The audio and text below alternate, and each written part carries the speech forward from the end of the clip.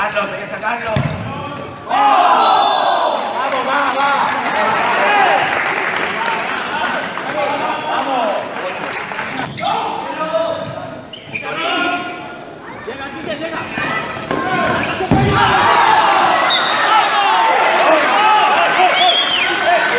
¡Es gol!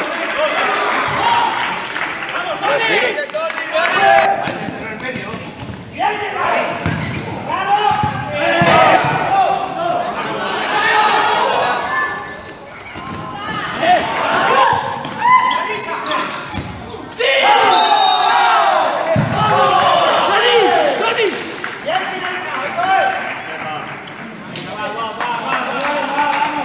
Vamos a pensar los compañeros, no seamos agonistas.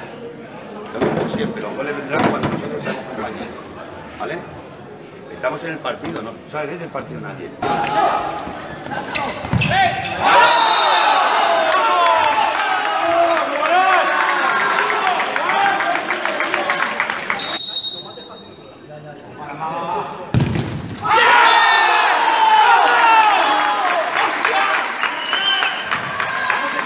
Tío, acabamos de salir, llega Juan y se mete hasta el área.